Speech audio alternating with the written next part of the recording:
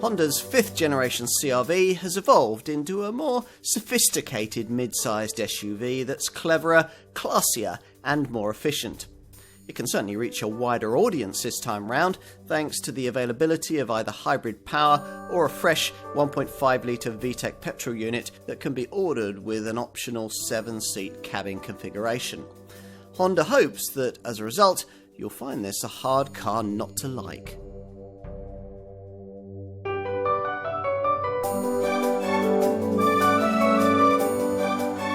How do you write a bestseller? This is Honda's answer, the 5th generation version of a mid-sized SUV soft-roading CR-V model that's claimed to be the world's most popular SUV. In the past, this hasn't been a contender that's jumped out at you from the spec sheet. No, you have to drive it, use it, fill it with family. Many of those experienced in doing just that probably won't even look at the alternatives before replacing their 2nd, 3rd or 4th generation CR-Vs with this Mark V model. It does, after all, according to its maker at least, offer a depth of engineering that many other rivals just don't have, and always has, ever since the original version of this compact recreational vehicle pretty much invented its segment back in 1995, with subsequent models in 2002, 2007 and 2012 being pushed ever more upmarket. This one was launched in the US back in 2016, only making it here in the late summer of 2018, a delay perhaps related to the fact that models for our market are now assembled in Japan rather than as previously in the UK.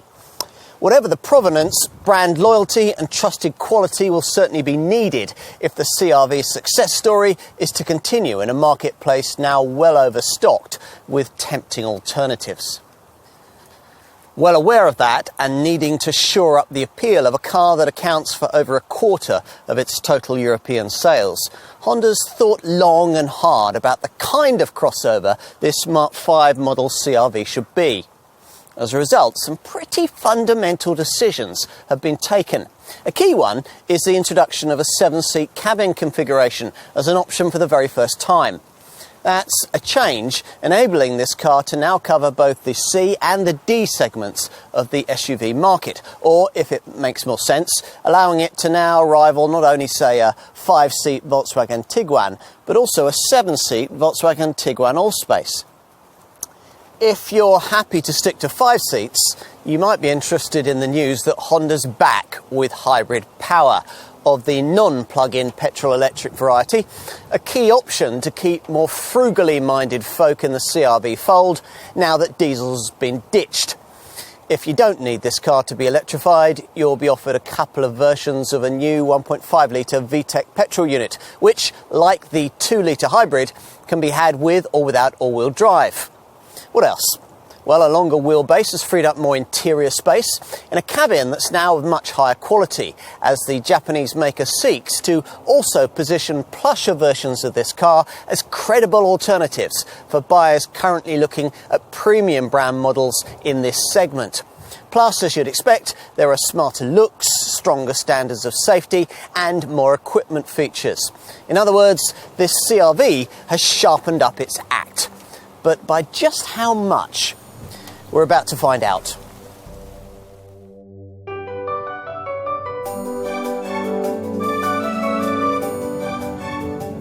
Honda buyers tend to be a loyal lot, people with considerable faith in this engineering-led brand, and they're going to need that kind of trust to buy into this 5th generation CR-V. The company's now telling them that a little 1.5 litre petrol engine's now enough to push along a 1.7 tonne mid-sized SUV, and that diesel power belongs in the past, despite the fact that almost every rival model in this segment still uses it. A clever 2 litre petrol-electric hybrid unit is provided instead. Part of the idea behind changes of this sort is, of course, to broaden this model's customer base, and as part of that, Honda knew it also had to serve up a slightly sharper dynamic recipe this time round. There's no particular need for a mid-sized SUV of this kind to offer really pin-sharp handling, but previous CR-V models were somewhat vague in their responses when the road turned twisty. In a way, the premium brand models in this segment that the Japanese maker wants to target now don't tend to be. To try and improve things, this Mark V model CR-V borrows technology from its 10th generation Civic hatch showroom stablemate, principally an all-new and much stiffer compact global platform, and an agile handling assist torque vectoring system that improves traction through the turns.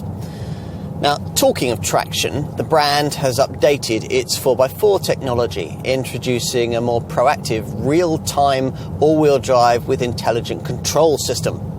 That's either optional or standard, depending on the engine you choose. This setup's based on a multi-plate clutch with electro-hydraulic actuation that's been tuned to send more torque through the system and can push up to 60% of it to the rear wheels when required.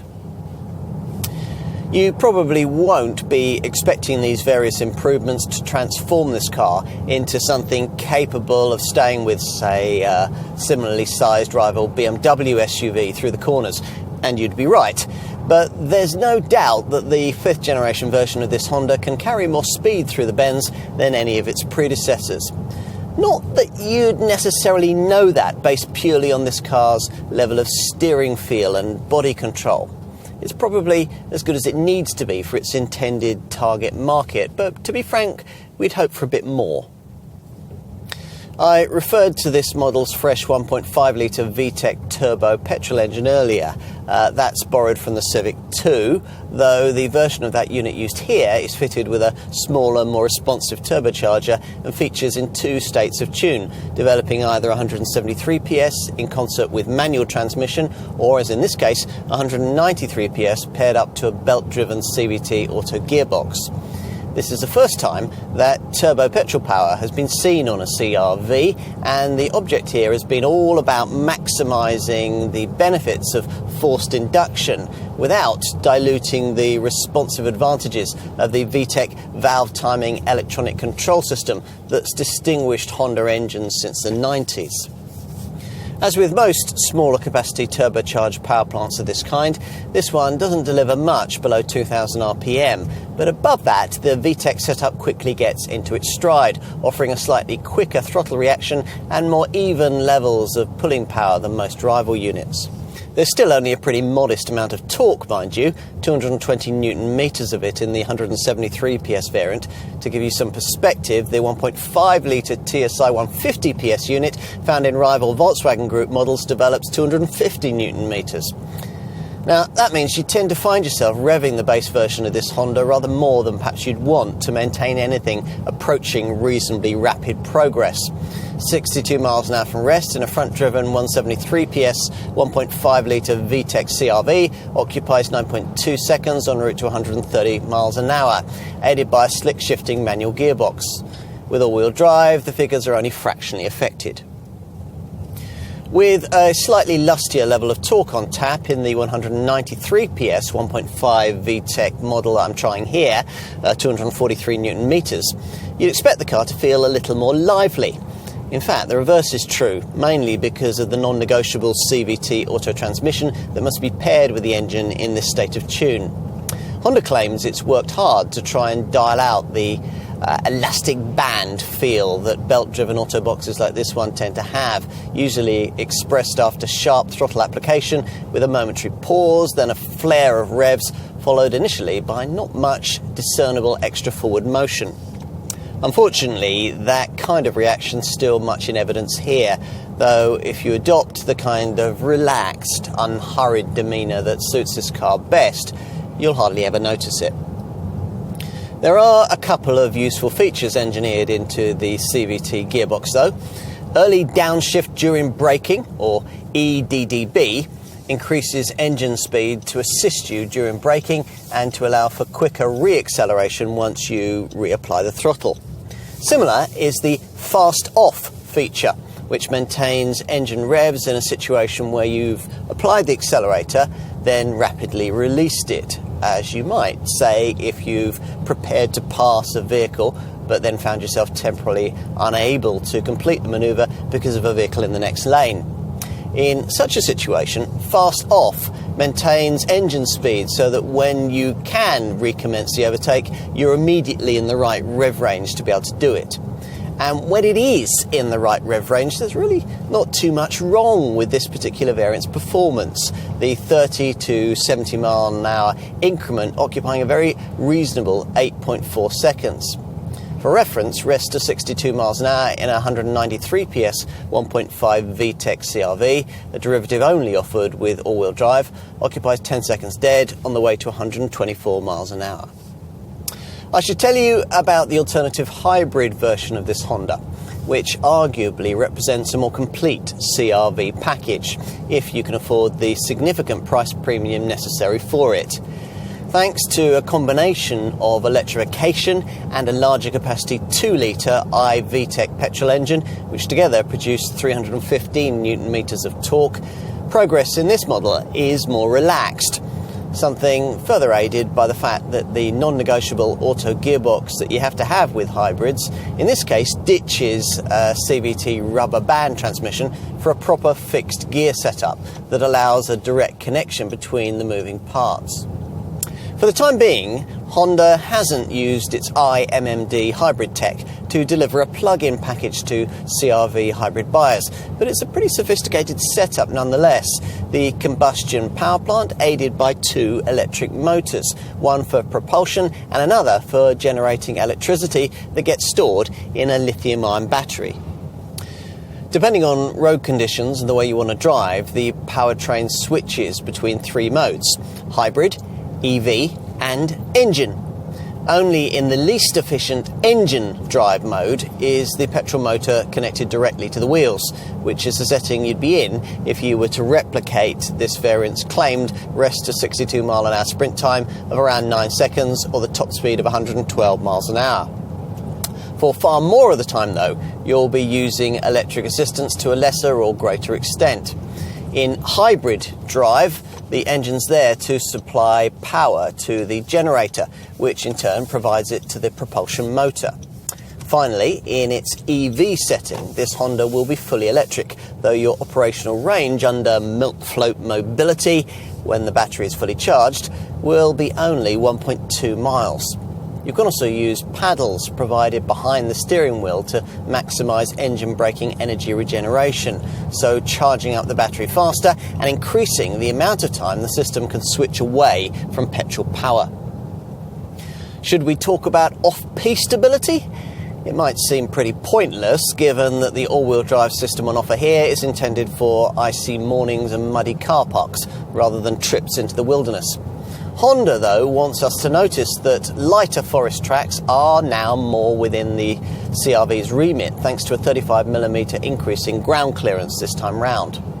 This all-wheel drive 1.5 VTEC model actually sits 201mm off the deck, a much higher stance than is common in this class, and one that Honda claims has been achieved without altering this car's centre of gravity. As is usual in this segment, the real-time all-wheel drive system is one of those that sends drive to the front wheels nearly all the time, pushing torque rearwards only when a loss of traction is detected. In that situation, there's no need to mess about with extra gear levers or buttons. Everything's done for you. Of far more relevance, though, is of course the way this car drives on ordinary, everyday tarmac. Stay in its commuting comfort zone, and it's hard to imagine a car of this kind that'd be easier to live with. We're very impressed by the way the revised multi-link rear suspension smooths out potholes, speed humps and road undulations. And offhand, I can't think of a quieter car in this class. Honda's put a tremendous amount of effort into minimising noise intrusion with strategically placed body sealants, a flush-mounted windscreen and optimised aerodynamics. Plus, there's active noise cancellation, which uses 2 in-cabin microphones to search our engine noise, then cancels it out by creating precisely timed reverse phase audio signals through the stereo speakers. It's all most effective. And the result is a machine beautifully fit for purpose.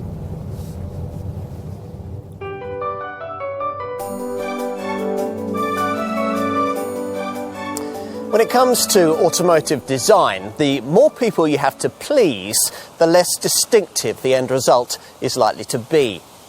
This, apparently, is the world's favourite SUV, so a lot of people are going to have an opinion on how this fifth generation CR-V looks. Most should be satisfied. There's plenty of chrome to please the transatlantic crowd, while wider arches and larger wheels pushed closer to the car's extremities help in delivering a little more curbside presence. Overall, though, there's nothing too controversial here. Perhaps that's as it should be. This car's visual appeal has always been low-key, and you sense that's exactly the way loyal customers like it. Look a little closer, and to be fair, a lot of work has gone into updating things. The full LED headlamps that now feature across the range have been positioned distinctly from a grille that's more overt and now features a heavily chromed solid wing graphic. The solidly sculptured front bumper has cleaner surfacing this time round and frames a slim lower grille in the front valance, either side of which are silvered fog lamp bezels, incorporating further LED illumination on plusher variants. Further up, sharp contours on the bonnet lead the eye up to a sleeker flush-mounted windscreen. It's all a bit more premium this time round, which fits the required brief. And from the side, well, if you knew anything at all about Honda CR-Vs, you'd probably recognise this as the latest car in the line. The V-shaped kink in the rear quarter light is one of this model line's signature touches, and the chrome-framed glasshouse seems very similar to the previous one. But there's more attitude too, thanks primarily to these more heavily contoured rear haunches, the higher, tauter shoulder line, and, as mentioned earlier, larger wheels, which vary between 17 and 19 inches in size. We've got 19 inches here. Perhaps the most significant aesthetic changes, though, have taken place at the rear. You now get these LED lights that curve below the back window and are connected by this chromed solid wing bar that runs the width of the tailgate between the lenses. Lower down, there's the kind of silvered faux skid plate style panel that SUV sector buyers expect, separating the tailpipes. And as you can see, it's been carefully contoured for optimum airflow, as has this roof spoiler. It may be subtle, but it contributes significantly to this CR-V showing as the most aerodynamically efficient model in its segment. Of course, as usual, what's more important is the stuff you can't see. This Mark V model sits on an adaptation of Honda's compact global platform, originally developed for the 10th generation Civic. This chassis is not only lighter than the one in the previous generation model, but is also 25% torsionally stiffer, thanks to the incorporation of ultra-high tensile steel, which now makes up 36% of the body frame. This also facilitates a 35% improvement in the body's global bending rigidity. When it's time to take a seat behind the wheel, you'll note the way that this car offers its driver's seat at a very convenient hip point as you climb in. Inside, an expansive stitched panel sweeps the width of the cabin, bisected by a gloss black central section for the infotainment screen and ventilation controls, which sits just above the raised gear stick placement that's a typical CR-V touch. That enables the transmission controller to fall more easily to hand, as almost everything you'll need to use around the interior does. As usual with Hondas, the ergonomic placement of wheels, pedals and seat is almost faultless. Beyond that, the brand's clear intention was to give this Mark V model a more upmarket feel, hence the soft-touch plastics used around the upper dash areas, the stitched leather on the door trims and the silver highlights. It might pay the company in future, though, to employ the services of an interior stylist poached from one of the posher manufacturers. Someone who might point out that fake plastic stitching and rather overlight artificial wood trimming aren't touches that would commonly be tolerated by premium brand designers. Fortunately, there's the option to replace this faux grained panelling with Silverline aluminium style inserts. Many of the fixtures and fittings are borrowed from the brand's 10th generation Civic, including the instrument binnacle that you view through the 3-spoke wheel. That's one of those combination digital and analog affairs with stylised analog temperature and fuel gauges flanking a central TFT LCD screen. This offers a linear rev counter and a digital speed display above what Honda calls a content zone, which can show audio settings, information on selected apps, plus things like navigation instructions, all-wheel drive system status and vehicle maintenance information. Just click this thumb pad on the left-hand steering wheel spoke to access what you want. Another nearby button also allows you to customise information shown on the head-up display, but that's standard only on the priciest variant that we're trying here. Anything this instrument binnacle monitor can't tell you will be covered off by this 7-inch centre dash infotainment screen. It's a revised version of the Honda Connect setup introduced into later versions of the previous generation model, and if you can stretch beyond entry-level trim, this setup is provided as standard. The Garmin satellite navigation package it includes isn't any great shakes, but because there's also Apple CarPlay and Android Auto phone mirroring connectivity, you can bypass that if you want and alternatively load in something like Google Maps or Waze. This 7-inch Connect screen also includes internet browsing capability, a reversing camera and a DAB audio system with at least 8 speakers. You can also download your favourite apps via the Honda App Centre, and one of them, AHA, comes preloaded with the system, giving you access to thousands of stations of audio, spanning everything from music to news podcasts and audio books, plus social media and location-based services. So it's all good, or at least it would be if the screen selections weren't so slow to activate and the graphics were better. At least, though, you get a proper knob to operate the audio volume, which isn't the case with the version of this setup used in Honda's Civic. We missed the extra trip computer readout that sat above this screen in the previous generation model. Not a lot of that kind of information is provided by this Connect setup. Still, at least it doesn't try and manage climate functionality all on its own. The monitor is used as part of ventilation control, but as mentioned earlier, conventional climate dials and buttons have been retained just below it. Look further down the dash and you'll find an area below the gear lever incorporating a 12-volt socket just in front of twin cup holders. Stowage options continue further back too, courtesy of a box between the seats, the front part of which incorporates a sliding tray intended for your phone. Pull that tray back and you can access the HDMI point, the twin USB sockets and the 12-volt port that sit in the deep bin just below. Take the tray out completely and you free up a huge stowage box opening large enough to swallow, say, a laptop or a handbag. Here's another little touch we like. The overhead sunglasses compartment incorporates a convex rear child view mirror so that you can keep an eye on what the kids are getting up to at the back. Not so good is the fact that Honda hasn't thought to cool the reasonably sized glove box, or to add ticket clips to the sun visors.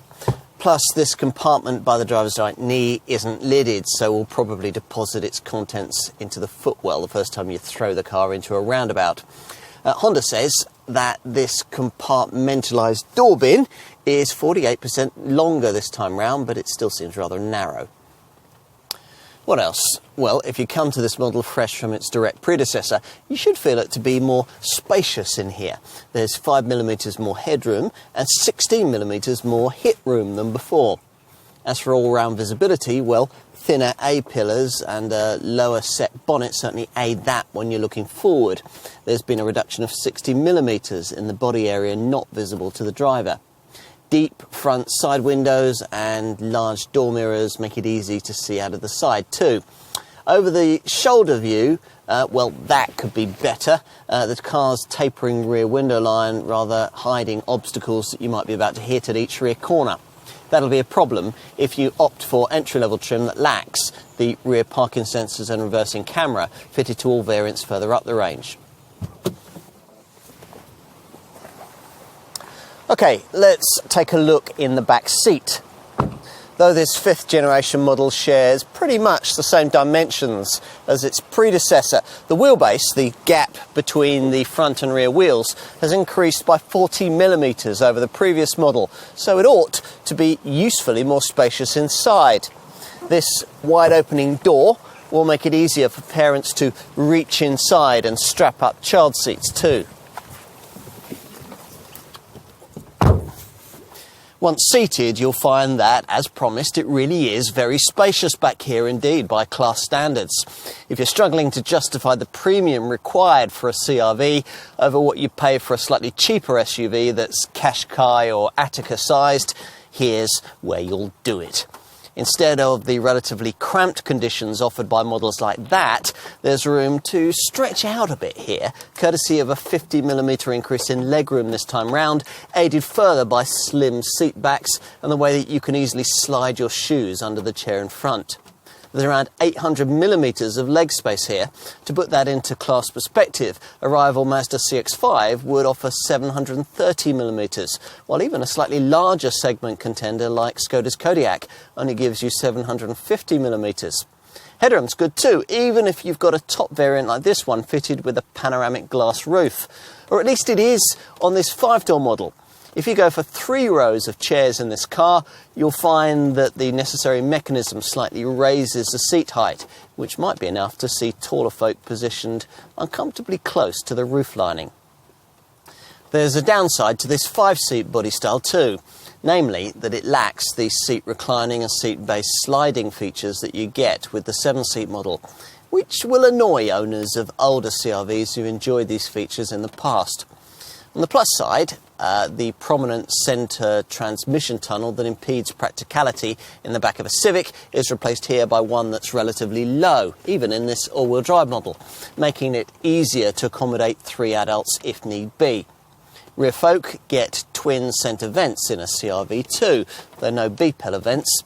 If there are only 2 of you, you'll be able to use this centre armrest with its twin cup holders. Seatback pockets, individual overhead reading lights and a couple of USB ports are all provided. Plus this top variant gets heated rear seats too. The doors feature reasonably sized stepped bins and look nicely finished, though close inspection reveals that the stitching they feature is of both the actual and fake variety. We'll finish with a look at the boot.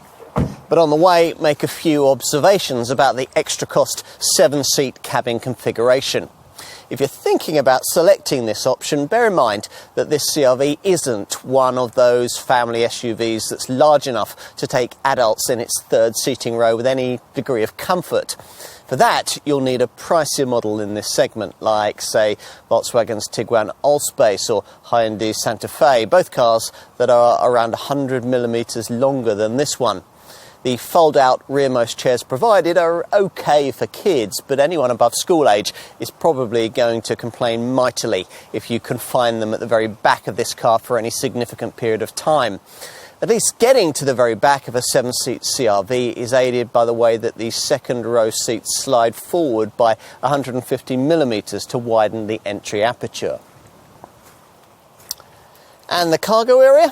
Well, most CR-V customers will have to lift this tailgate themselves. Only with this top-spec EX variant is it power-operated.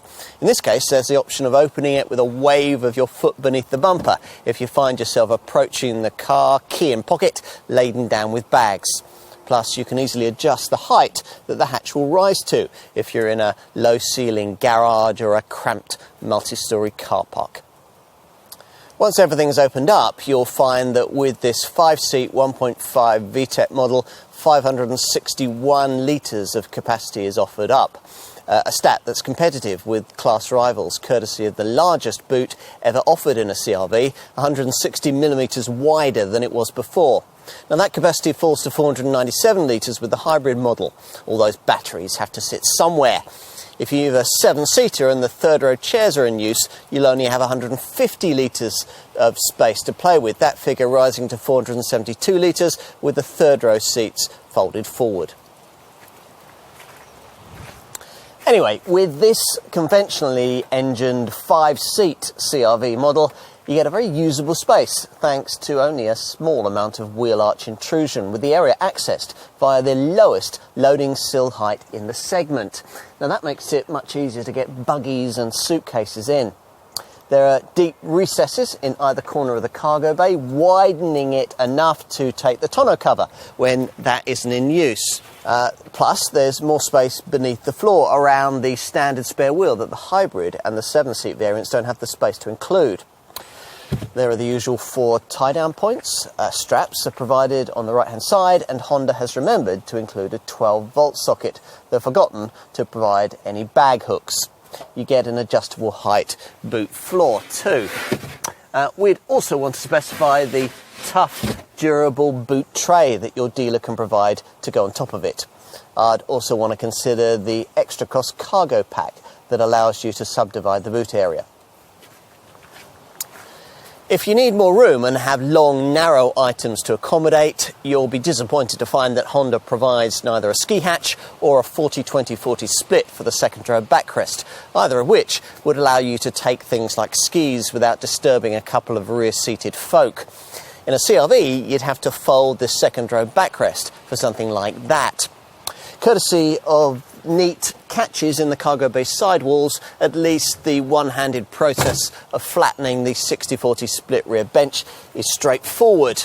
The clever mechanism means that the seat base slides forward as the seat back falls. You can raise the seats one-handedly too. Once you've flattened everything in this 5-seat model, a 1,756 litre space is freed up if you load to the ceiling, or 1,638 litres if your CR-V has been fitted with a panoramic glass roof like this one has. Position the adjustable height boot floor in its highest position and you get a totally level loading floor too. And there's 1,830 millimetres of loading length. That's up 250 millimetres on the previous model. Enough to accommodate a 19.5-inch frame mountain bike apparently. Unfortunately, there's no fold flat front passenger seat option to allow the interior carriage of even longer items.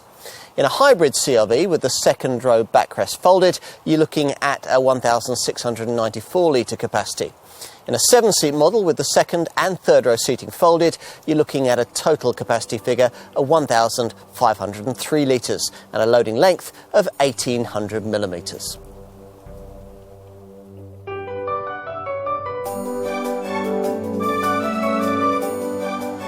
This 5th generation CR-V has been positioned firmly at the upper end of the volume part of the mid-sized SUV C segment, so don't expect the kind of £20,000 up pricing that characterises the most affordable Qashqai class models in this sector. Honda's asking prices start at around £26,000, but most likely buyers will probably be looking at a derivative priced in the £29,000 to £34,000 bracket. And it's possible to pay well over £37,000 for one, which really is getting into premium territory. So let's break down the range a bit for you.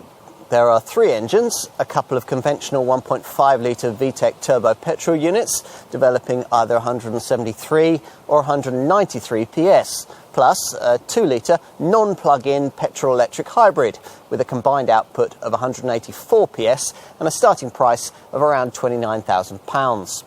There are no diesels this time round. The base 173 PS 1.5 litre VTEC petrol models only come with manual transmission. The 193 PS petrol variants and the hybrids only come with an automatic. Across the lineup there are 4 trim levels: S, SE, SR and, as in this case, EX. Okay so far? You'll have to ignore the base S trim level if you want all-wheel drive, as many CR-V buyers will. Assuming you do, and you're looking at the base petrol engine or the hybrid, you'll be offered the chance to include all-wheel drive in your CR-V for an extra £1,100. See how easy it is to get up towards £30,000 with this car? You'll crest that figure if you specify this Honda with 7 seats, which isn't possible on a hybrid because of all the bulky battery technology.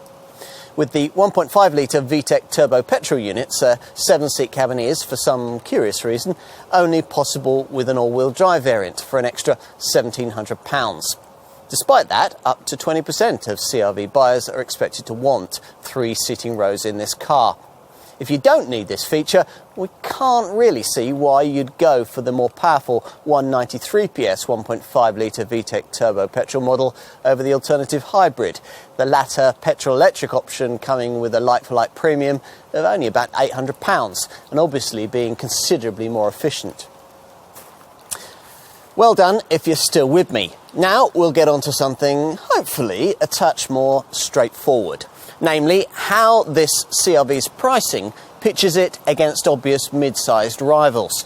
Though that might not actually be all that simple either, because there are potentially quite a few. We'll get to the hybrid variants in a minute, but let's start by evaluating the 1.5 litre VTEC petrol proposition. The base 173 PS version of this unit with manual transmission is targeted at buyers who might be considering upper spec versions of cheaper volume brand C-segment SUVs like Nissan's Qashqai or Seat's Attica, or maybe something a little more left field like a Mitsubishi Eclipse Cross. Go for cars like those and you'll get more kit for the money, but in a marginally smaller and less powerful car with a slightly lower class feel. Your call. Whatever your perspective, this Honda's appeal is obvious. If you're looking at a 1.5 litre VTEC petrol CR-V with all-wheel drive, plusher trim, or the perkier 193 PS engine, then it's probable that the mid-sized SUVs you'll be referencing this Honda against will be nicer, slightly more sophisticated volume brand models that sell primarily in the £25,000 to £35,000 bracket. Cars, for instance, like Volkswagen's Tiguan and Toyota's RAV4. The closest VW alternative is a Tiguan 1.4 TSI 150 PS variant, which costs around £1,000 more than a directly comparable CR-V. The equivalent 2-litre petrol RAV4 costs more too, and isn't as frugal as this 1.5 litre Honda. Other like-minded models in this segment that you might expect to compete tend to fall by the wayside when you look closely at them. A Mazda CX-5, for instance, can't be had with petrol power and four-wheel drive. A Vauxhall Grandland X can't be had with four-wheel drive at all, and equivalent versions of contenders like Ford's Kuga, Kia Sportage and Hyundai's Tucson are considerably pricier to run. If you're considering a plusher 5-seat 1.5 litre VTEC engine version of this CR-V and looking to spend in the £30,000 to £35,000 bracket, then this Japanese brand also hopes that you'll look at it against premium branded C-segment SUV models. Cars like Volvo's XC40, BMW's X1, Audi's Q3, the Jaguar E-Pace, the Lexus UX and the Mercedes GLA. That's a bit more of an ask, but this Honda does offer more rear seat space and luggage room than posher contenders of that sort, plus more kit for your money. It comes down to what you want.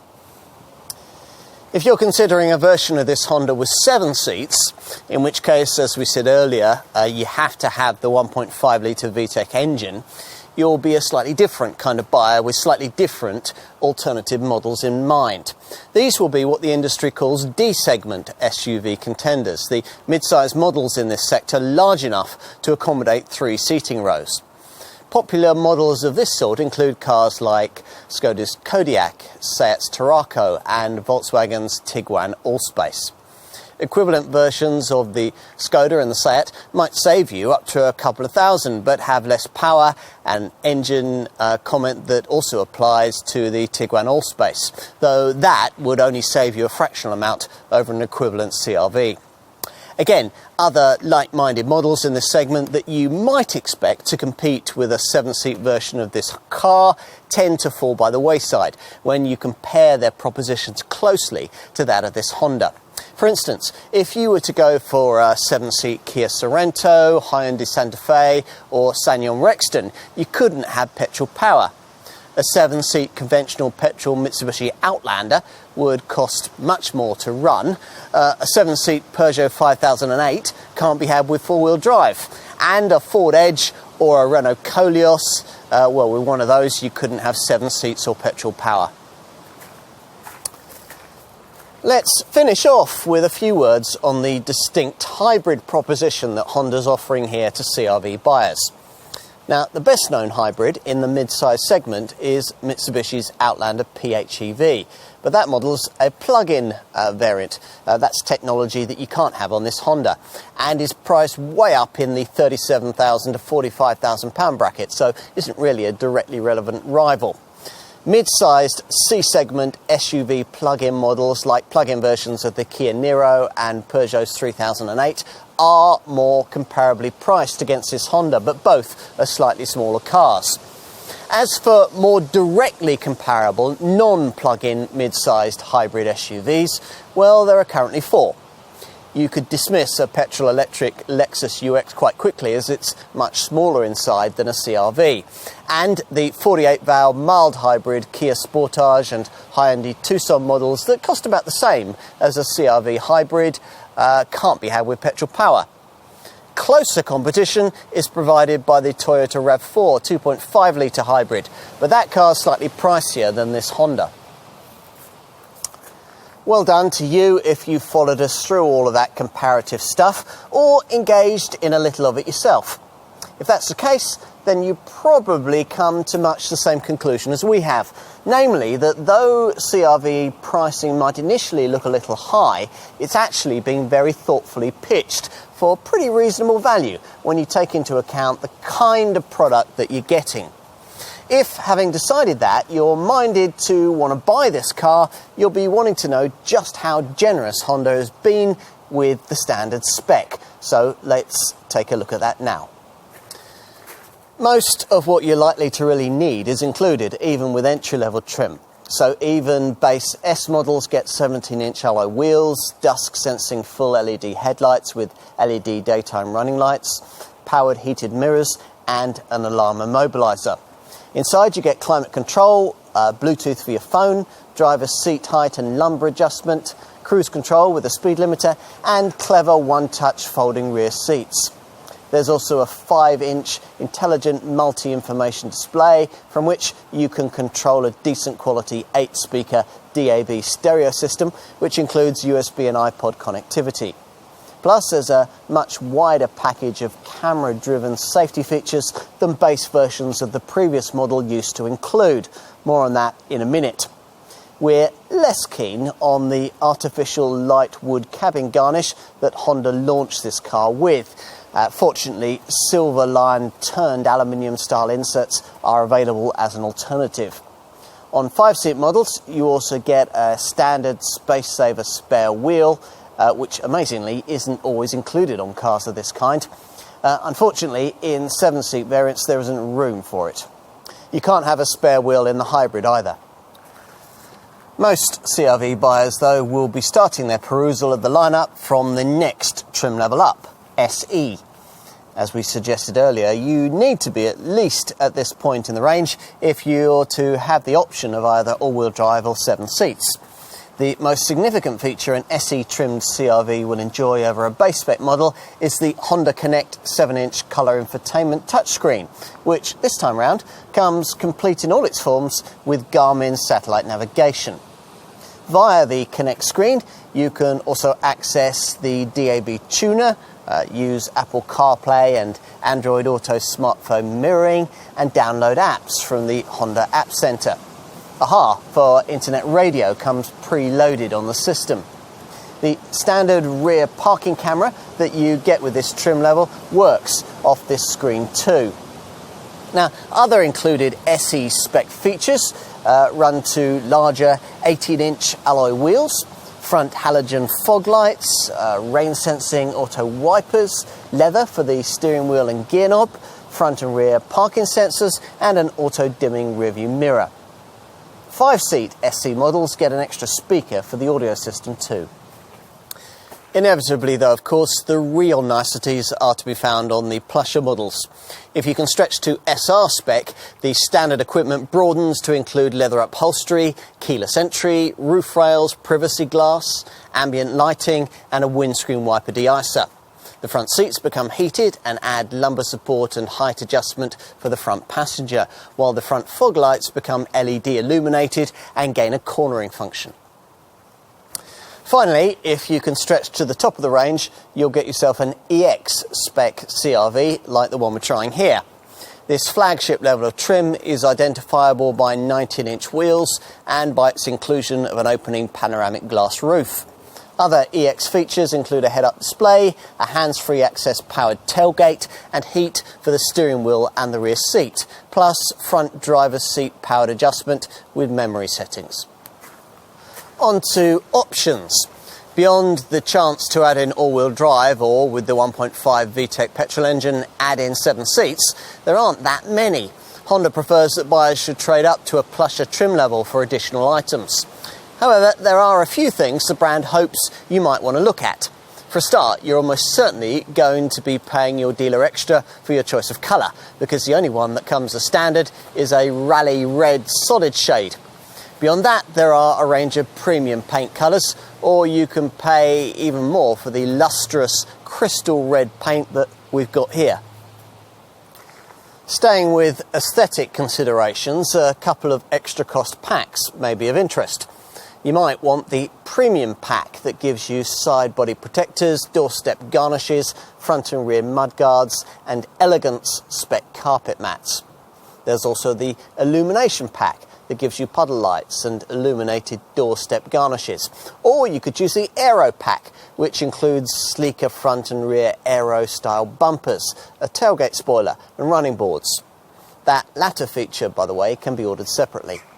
The lower side sills, the rear bumper and the boot loading sill can be decorated with silver trim, as can the door mirrors.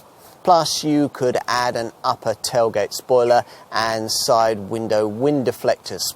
There are alternative 18 and 19-inch alloy wheel style options too. For the inside, front ambient footlights are available to bathe the front footwells in a cool shade of blue. As for practical stuff, well, you could add a tow bar, of course, which comes with a 13-pin trailer harness. And there are roof rails available if the trim level you decide upon doesn't have them. You'll need these, of course, if you want the optional 2-lay 410-litre roof box, or if you go for roof crossbars that'll hold skis, snowboards or bicycles. There's also a bicycle carrier for the tailgate too. For the boot, we'd probably look at the cargo pack, which gives you a bumper step protector and a silver boot sill decoration, plus a premium boot organiser that uses telescopic rails to subdivide the cargo area. All 3 items can, on request, be ordered separately. Aside from that, for the boot floor, you can add in a tray, a mat or a net. Pet owners might want the dog guard too, to separate the luggage bay from the passenger compartment. You can also order the usual floor mats. For the backs of the front seat head restraints, you can add a coat hanger kit or a tablet holder kit so that iPads and the like can be attached to keep youngsters quiet on longer journeys. Finally, a windshield cover to protect the windscreen at night might also be of interest. Enough with standard kit and options. Let's take a look at safety provision. Well, this is a real CRV strong point this time round, thanks to the standard inclusion on every model of the Honda Sensing package of camera-driven features. 8 features to be exact, which together make this arguably one of the safest cars in its sector. We'll talk you through them. Autonomous braking is rapidly becoming a must-have inclusion on cars in this segment. Honda calls its setup a collision mitigation braking system. And as usual with this type of thing, there's a camera that scans the road ahead looking for potential accident hazards as you drive. If one is detected, you'll be warned. If you don't respond or aren't able to, the brakes will automatically be applied to decrease the severity of any resulting accident. Also helping here is a forward collision warning system that lets you know if you're getting too close to the vehicle in front. That's 2 of the Honda Sensing camera-driven safety features fitted to every CRV. What about the 6 others? Well, lane departure warning, road departure mitigation and a lane keeping assist system all help you stay within your lane on the highway. Then there's traffic sign recognition to picture signs as you pass and display them on the dash. And an intelligent speed limiter, which when set can adjust your speed to the limit indicated by the last speed sign you passed. Finally, there's intelligent adaptive cruise control, a setup not only able to adapt your highway speed to suit prevailing traffic flow, but one that can also react to other vehicles cutting in front of you. In addition to all this, as you would expect, the basics of safety provision are properly accounted for. The very stiff, strong and rigid new platform incorporates what Honda calls ACE, or Advanced Compatibility Engineering body design, which uses a network of connected structural elements to distribute crash energy more evenly and reduce the forces transferred into the passenger cell in the event of an impact. In addition, should you have such a crash, clever crash stroke technology uses a neat hinge design on the front frame to direct the engine down and rearwards, which adds an extra 80mm of extra energy-absorbing protection to the front of the vehicle, further helping to minimise cabin intrusion. In other words, passenger safety in modern automotive design is about a lot more than just sticking in a few airbags. But of course, the CR-V gets those too. Twin front, side and curtain bags, though no knee bag is included. Plus you get all kinds of electronic acronyms to hopefully ensure that you'll never have to use them.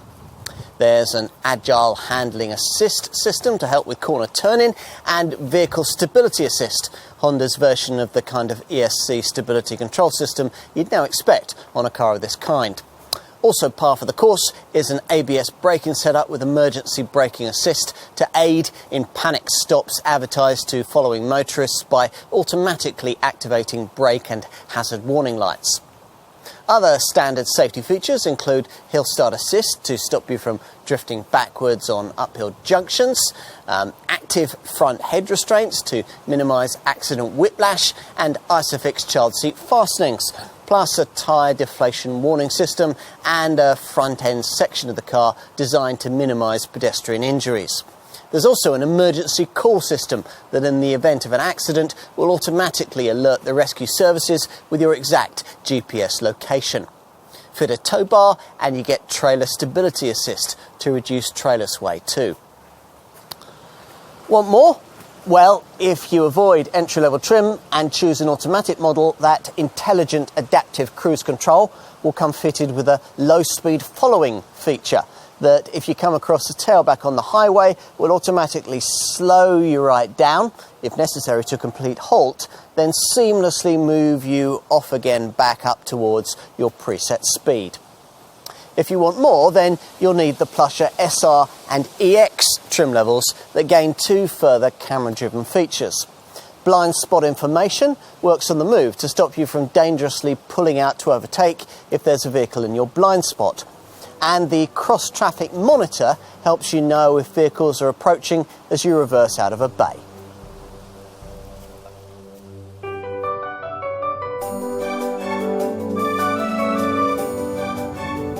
In theory, downsizing the VTEC petrol power plant in the conventional version of this Honda from 2 litres to 1.5 litres has to be good for efficiency. In practice, we're not quite so sure. Let's start with the official figures, which are certainly much improved over those of the equivalent previous generation 2-litre i VTEC variant. That old 155 PS unit, even when not encumbered by all-wheel drive and automatic transmission, could only manage 39.2 miles to the gallon on the combined cycle and 168 grams per kilometre of CO2.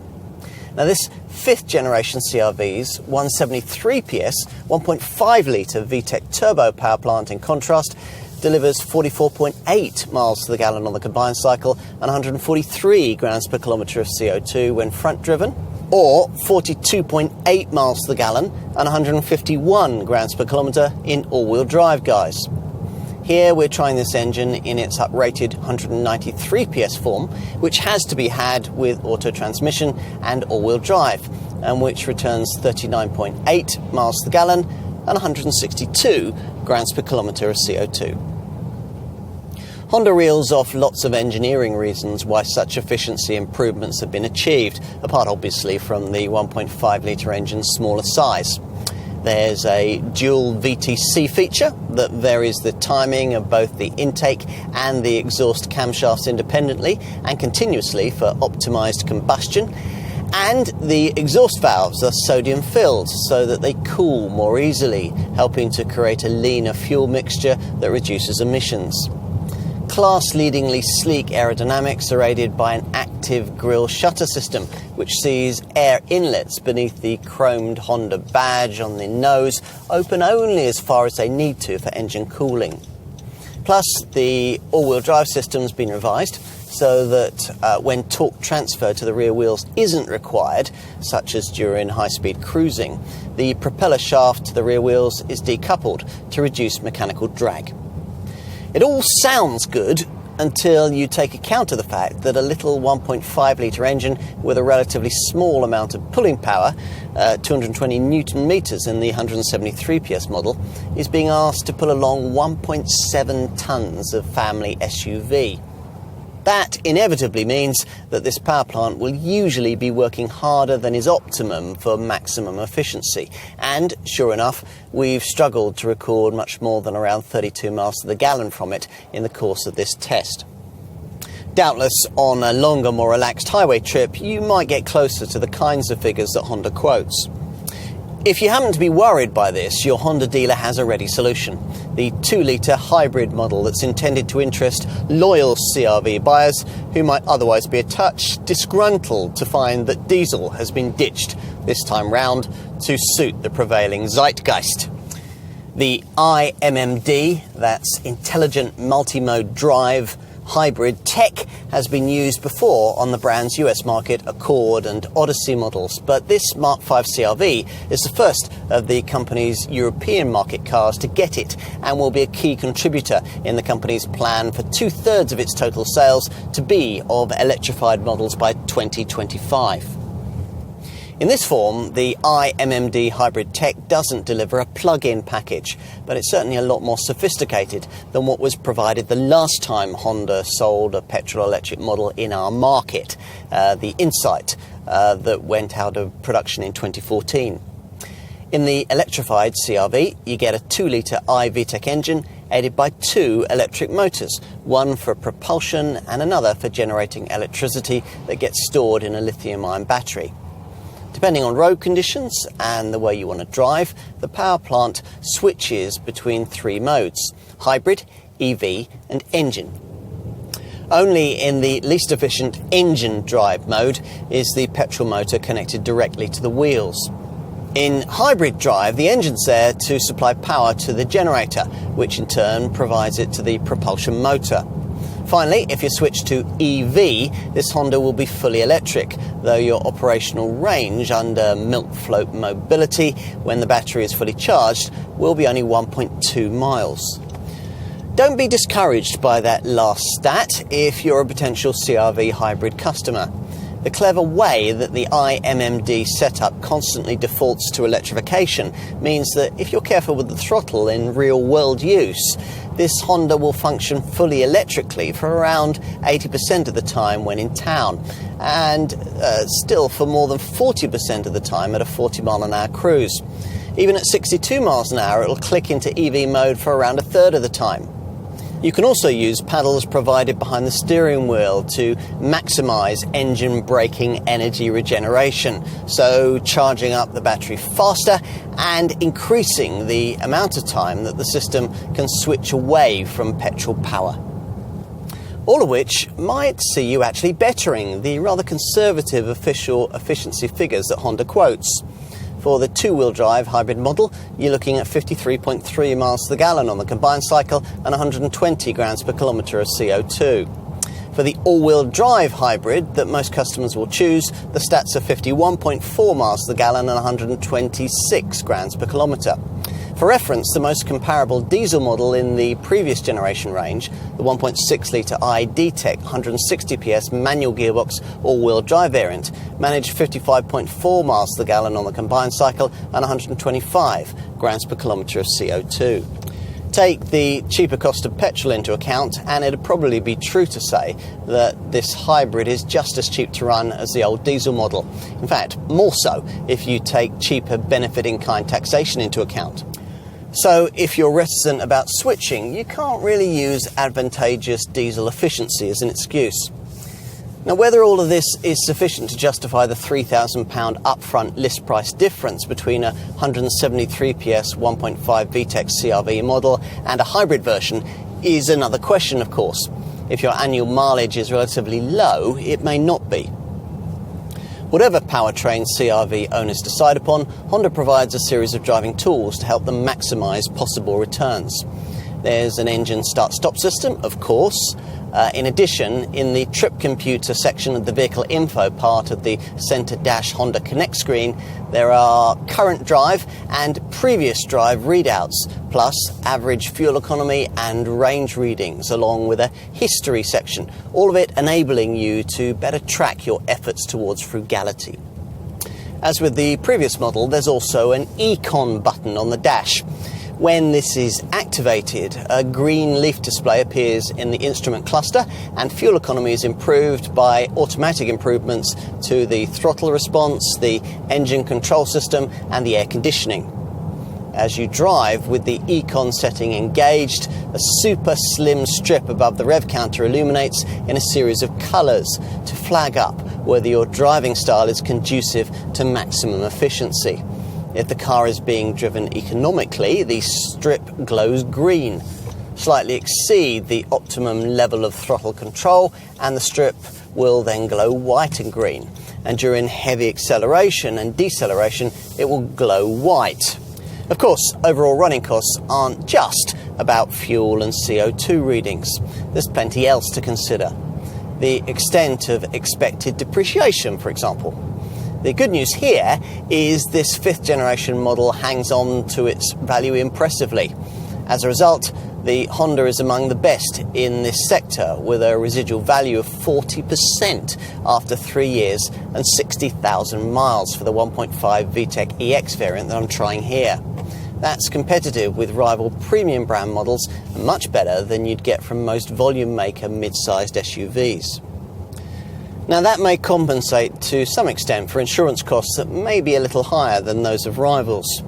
A 5-seat CR-V 1.5 VTEC model has an insurance rating of Group 24E or 25E if you opt for top EX spec, whatever driveline or version of this powertrain you decide upon. With the 7-seat configuration, though, most CR-V 1.5 VTEC models will be rated at Group 25E.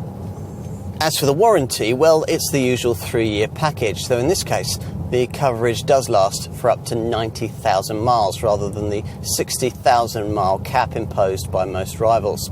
Servicing comes around every 12,000 miles or once a year, depending on which arrives soonest. And you can spread the cost of this with a fixed price scheme called 5.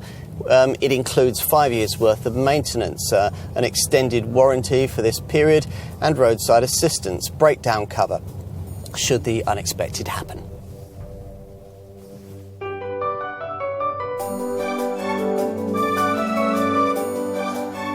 It's easy to imagine yourself as target market for a car like this CR-V. You have a couple of kids, an active lifestyle, a need to haul things around, and an aversion to rather dull, large estate cars. The thing is, though, you've also an aversion to the kind of mid-sized SUV soft roaders that such a mindset would normally direct you towards. Understandably, perhaps, you think they're all rather pretentious and silly. But this car isn't. In fact, it's as sensible as family segment, lifestyle-orientated SUV motoring gets. A car for people who look at what a vehicle can do for them, rather than what it says about them. End use, you see, has been the overriding design parameter here, not cutting-edge styling, clever gadgetry, irrelevant pin-sharp handling, or pointlessly powerful engines. As a result, it's an extremely easy thing to live with. The kind of car you'll own, then wonder how you managed without. That may not be a recipe for media headlines, but it's an approach that other brands could certainly learn from, explaining why so many CR-Vs are bought by folk who previously owned one. These are people who'll heartily approve of the changes that Honda has made to this 5th generation version. The 7-seat option, the hybrid engine, the more spacious cabin. All of these things ought to allow the CR-V to reach out beyond its traditional customer base. But are there issues? Well, it's intentionally not priced against the most affordable models in this segment. The 1.5 litre VTEC petrol engine can get a bit breathless when you push it, and we're not especially impressed with the CVT auto gearbox paired with that unit. Other contenders in this class are certainly more rewarding to drive too, though few of them are more comfortable and refined. In summary, we can see why so many global customers will accept nothing less than Honda's interpretation of what an SUV of this kind should be. And what's on offer this time round is a model that could conceivably interest many more of them. Ultimately, it remains distinctively different, distinctively CRV, which ultimately might very well be all you need.